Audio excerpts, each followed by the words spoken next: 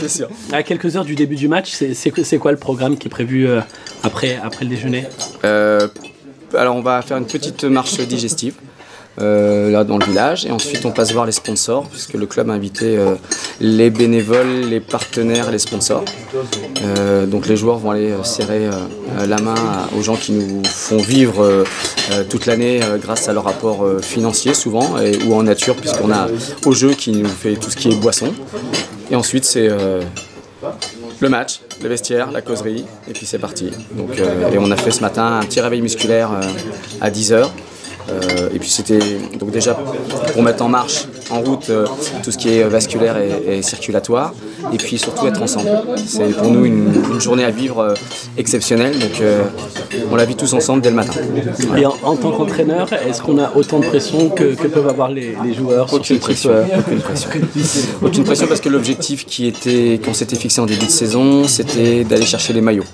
Pour un club des districts, d'aller chercher les maillots, c'est le Graal. Donc on l'a fait.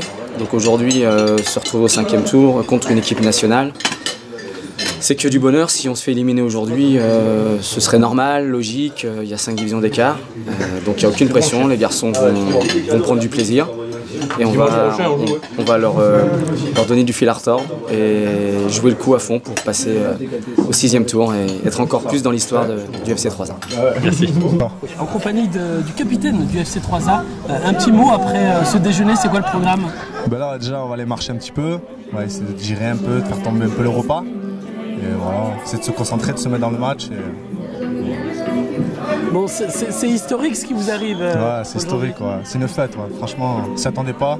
Bon, on est là, on est content, on en profite au maximum et on verra bien. Vous attendez beaucoup de monde ici aujourd'hui? Ouais, parce qu'en fait, FC 3A c'est 3 villages, donc déjà c'est un engouement et ça va être un peu le feu, ouais. Donc ça va être notre force aussi, le public. Et à titre perso, vous vous sentez comment? Vous avez quand même une certaine pression? Oui, à bonne pression, ouais. C'est normal. Hein. Depuis hier, j'en ai mal dormi, déjà, donc, mais après c'est une bonne pression. Ouais. Bon, une fois que le sifflet va commencer, on va profiter après. Compagnie des co-présidents du FC 3A, un petit mot tout d'abord concernant cette journée. Comment s'organise une journée de 5e tour de Coupe de France quand on est une équipe de 2e division? Eh bien, la journée s'organise avec beaucoup de bénévoles déjà d'une part, qui participent à toutes les installations de façon à ce que la journée se passe très bien. Il y a des préparations durant toute la journée auxquelles ils devront répondre présents. Comment vivent les habitants de votre excellent parcours en coupe? Alors au niveau des municipalités, on sent quand même qu'il y a voilà, beaucoup d'animation, d'investissement, les gens sont là. Aujourd'hui on a convié tous les sponsors et les partenaires.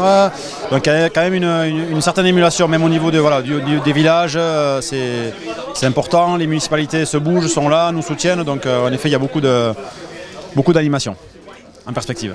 Très bien, et en tant que coprésident, est-ce qu'on ressent aussi un peu comme les joueurs une certaine pression, voire du stress pour une rencontre comme celle-ci?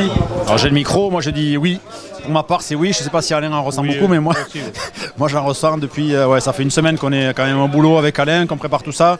Donc c'est un peu de pression quand même. On ne fait pas ça tous les jours, donc c'est un peu de pression. Ça fait depuis le début, quoi. On est au 5e, donc on a une pression qui augmente à chaque... Des petits présidents de clubs amateurs comme nous, c'est quand même un peu de pression. Ouais. Jérémy, en tant que vice-capitaine, la pression commence à monter là? Ouais, la pression on l'a un peu, mais bon, je pense que nous on a déjà fait ce qu'on devait faire. On a passé notre 4e tour, là on est au 5e, c'est que du bonus. Et je pense que la pression c'est eux qui doivent l'avoir, quoi. Nous on sait la fête on l'a, on a chopé une équipe nationale, on va jouer comme on sait jouer et puis advienne ce que pourra. Si ça passe, c'est que du bonheur. Je vois au niveau de l'équipe, vous êtes vraiment détendu. Je vois. Ouais. C'est plus qu'une équipe, c'est plus qu'une équipe, une famille, voire. Ouais, aujourd'hui, je pense cette année là, on a c'est une vraie famille, une bande de potes. Après, il y a pas que ça, il y a de la qualité aussi dans ce groupe. Et c'est pour ça que tout se passe bien, quoi. Depuis le début de l'année, on enchaîne et tout va bien, quoi.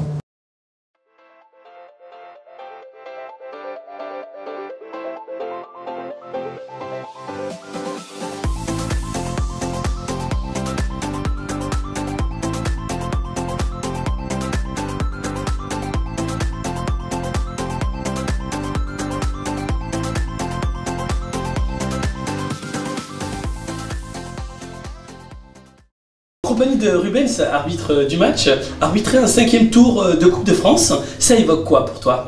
Une émotion particulière, en plus 2 clubs des Pyrénées-Atlantiques, le district dans lequel j'appartiens, donc une fierté, et puis ça fait quelques années déjà que j'arbitre à ce niveau-là, donc c'est toujours un plaisir de faire ce genre d'affiche. D'accord. Est-ce qu'il y a une préparation spécifique à ce stade de compétition pour les arbitres? Non, pas particulièrement, la même concentration, la même envie de faire un bon match. Aujourd'hui, le plus important, c'est que les joueurs prennent du plaisir, que la fête soit belle et que nous, on fasse notre boulot du mieux possible et qu'on n'entende pas parler de nous. Et bon, on te souhaite un très bon match. Merci beaucoup. Merci.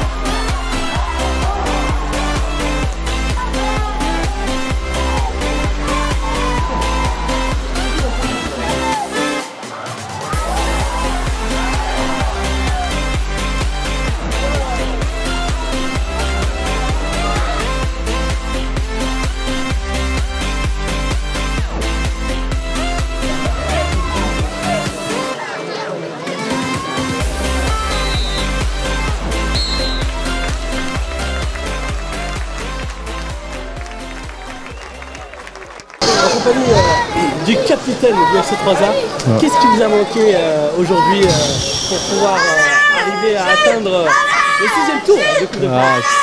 Bon, je sais pas, franchement, bon, ils sont au-dessus, c'est sûr, il n'y a rien à dire, mais bon.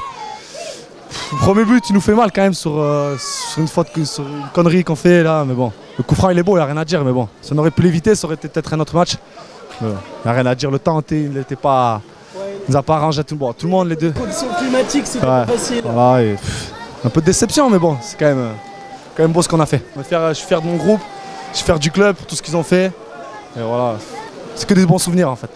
La défaite, elle est juste... c'est pas grave. Ben, merci beaucoup en tout cas. Merci à vous. Satisfaction, hein. Objectif atteint. Malgré les conditions, on a su faire ce qu'il fallait. Enfin, c'est une belle équipe.